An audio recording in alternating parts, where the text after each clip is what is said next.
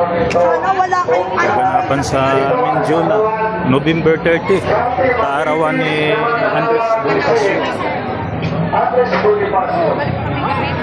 Kaya kalungkot isipin sa ating gobyerno ngayon,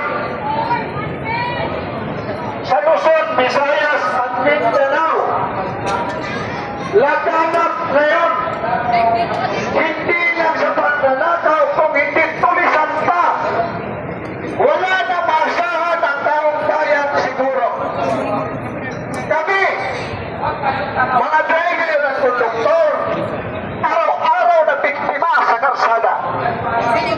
Bilang transport chairman ng drivers at konduktor, araw-araw nakita ko kabulastugan sa lahat na dinadaanan sa kalsada Luzon, Visayas at Mindanao dahil ang Piltrangco ang pinakamalayo ng biyahe sa lahat ng transportasyon. Nakakalungkot isipin na pati ang management nga dito pinasukan na rin ng demonyo. Tayo manggagawa, tayo dapat ang nirespeto nitong mga hayop na itong mga politiko.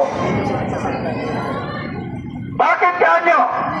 Kahit itong mga pulis manggagawa dito, lahat tayo na hindi may-ari ng kumpanya manggagawa tayong lahat. Kahit abogado pa yan manggagawa rin yan dahil yan na nagservisyo doon sa manggagawa para ipagtanggol ang karapatan ng manggagawa. Tayo naman kahit itong mga taga-media manggagawa rin ito. Manggagawa at tagapaghatid ng balita sa magandang balita o masamang balita sa ating bansa. Tayo ngayon umaharap sa matinding krisis sa ating bansa. Una, ilan ba ang manggagawa na pupunta na sa ibang bansa para na lang doon mabuhay? Dapat dito sa bansang Pilipinas nandito lahat ang maraming hanap buhay. Pero ninanakaw, tinutulis itong ating mga politiko, mga inayupat na ito. Puntahan ninyo ang probinsya ninyo. Hindi lang pira natin ang ninanakaw. Pati ang kayamanan ng ating mga kalupaan ninanakaw na rin.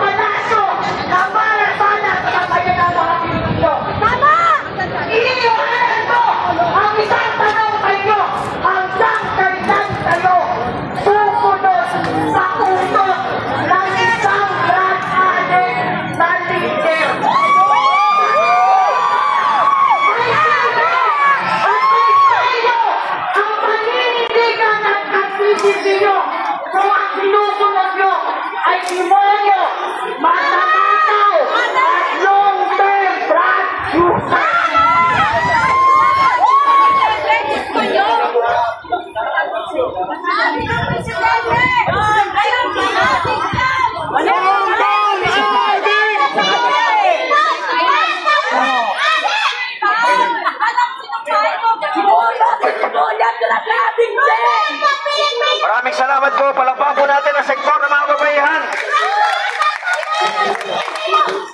At ganyan naman po. At ganyan naman, bigyan po natin ang pagkakataon ng mga pagsalita at magbigay ng pahayag mula sa ating mga kapatid na Muslim. Tinatawagan po natin si Professor Lorin Palong. Palakpakan po natin.